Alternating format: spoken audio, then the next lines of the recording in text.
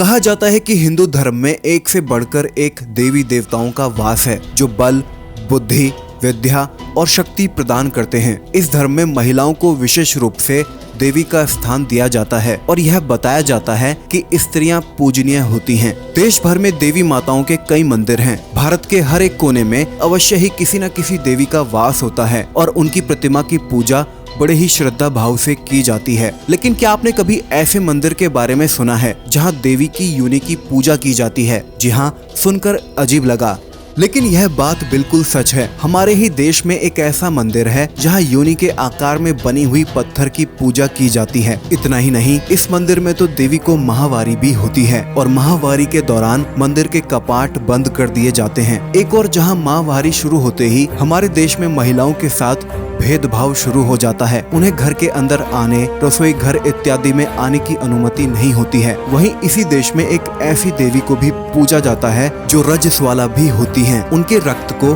प्रसाद के रूप में ग्रहण किया जाता है। दरअसल हम बात कर रहे हैं असम की राजधानी दिसपुर से 6 किलोमीटर दूर स्थित गुवाहाटी के कामाख्या देवी मंदिर की। नीलाचल पर्वत पर बना हुआ यह मंदिर अपने आप में एक रहस्यमय कहानी कहता है। हर साल यहाँ पर लाखों श्रद्धालु देवी भगवती के दर्शन करने आते हैं। इस मंदिर की बहुत अधिक मान्यता है। कहा जाता है कि मंदिर के पास जो ब्रह्मपुत्र नदी है वह साल में 3 दिन के लिए लाल रंग की हो जाती है। लोग ऐसा मानते हैं कि यह समय देवी के माहवारी का समय होता है। मंदिर में सफेद कपड़ा बिछाकर 3 दिन के लिए मंदिर को बंद कर दिया जाता है और जब कपाट खोले जाते हैं तो कपड़ा लाल रंग में मिलता है। इस लाल रंग के कपड़े को श्रद्धालुओं में वितरित कर दिया जाता है। इस लाल कपड़े को अम्बुवाची के नाम से जाना जाता है। मंदिर के कपाट को 3 दिन तक बंद रखने के पीछे का उद्देश्य यह होता है कि देवी इन 3 दिनों में आराम करती है। ठीक उसी प्रकार जिस तरह स्त्रियां रजस्वाला होने पर आराम करती हैं। चौथे दिन मंदिर के कपाट खोले जाते हैं। वहाँ रखी मूर्तियों को स्नान इत्यादि कर वैदिक अनुष्ठान से उन्हें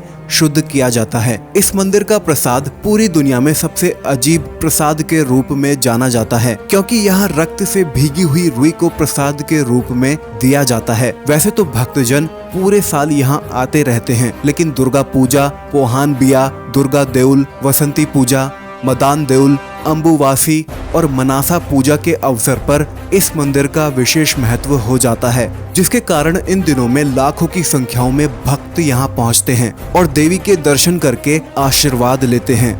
जब भी किसी श्रद्धालु की मनोकामना पूरी होती है तब वह कामाख्या देवी मंदिर में कन्या पूजन और भंडारे का भव्य आयोजन करते हैं। यहाँ पर बलि की प्रथा का रिवाज भी है। विशेष बात यह है कि इस मंदिर में मादा बकरी की बलि नहीं दी जाती है। इस मंदिर का निर्माण पौराणिक कथाओं से जुड़ा हुआ है। दरअसल जब देवी सती अपने पिता दक्ष के महायज्ञ में बिना निमंत्रण के पहुँच गयी थी और वहाँ पर दक्ष ने देवी सती और भगवान शिव का बहुत अपमान किया, तब इस घटना से लज्जित होकर देवी सती हवन कुंड में कूद गई और सती के हवन कुंड में कूदते ही पृथ्वी पर हाहाकार मच गया। भगवान शिव दक्ष के महायज्ञ में पहुँचे और उन्होंने हवन कुंड से सती के जलते हुए शरीर को बाहर निकाला। उनके जले हुए शरीर को लेकर वह पूरी पृथ्वी पर भ्रमण करते रहे और ऐसा लगा कि जैसे संसार का अंत समय आ चुका है। शिव के विलाप को देखते हुए विष्णु ने सोचा कि अगर सृष्टि के तारणहार इसी प्रकार विलाप करते रहे तो संसार कैसे चलेगा। उन्होंने सती के शरीर को नष्ट करने का उपाय निकाला। इसके बाद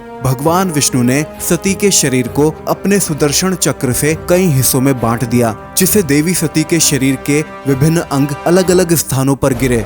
भगवान विष्णु ने सती के शरीर को 51 टुकड़ों में बांटा था। यहीं से 51 शक्ति पीठों का निर्माण हुआ। सभी जगह मंदिर बनाए गए और देवी के अलग अलग अंगों की पूजा होने लगी। जिस स्थान पर देवी के नेत्र गिरे उसे आज नैना देवी मंदिर के नाम से जाना जाता है। जहाँ पर देवी शक्ति की जिह्वा गिरी उसे ज्वालामुखी शक्ति पीठ के नाम से जाना जाता है। ठीक इसी प्रकार माना जाता है कि नीलाचल पर्वत पर देवी सती की योनि का हिस्सा गिरा था और तभी से यह स्थान देवी स्थान के रूप में पूजनीय हो गया। इस मंदिर में गर्भगृह में एक गर्भ जननी शिला है जिसे योनि पीठ के रूप में पूजा जाता है। कामाख्या देवी मंदिर का निर्माण 1565 ईस्वी के आसपास का बताया जाता है। सभी भारतीय मंदिरों की तरह यह मंदिर भी मुगलों के आक्रमण से त्रस्त रहा। मुगल शासक हुसैन शाह ने इस मंदिर को खंडर बना दिया था और उस समय यह मंदिर मलबे में दब चुका था। कुछ सालों बाद बिहार के कोच वंश के संस्थापक विश्वा सिंह ने इस मंदिर का जीर्णोद्धार करवाया और एक बार फिर से यहाँ पर पूजा पाठ और श्रद्धालुओं का आना जाना शुरू हो गया। कामाख्या देवी मंदिर 51 शक्ति पीठों में सबसे मुख्य स्थान माना जाता है।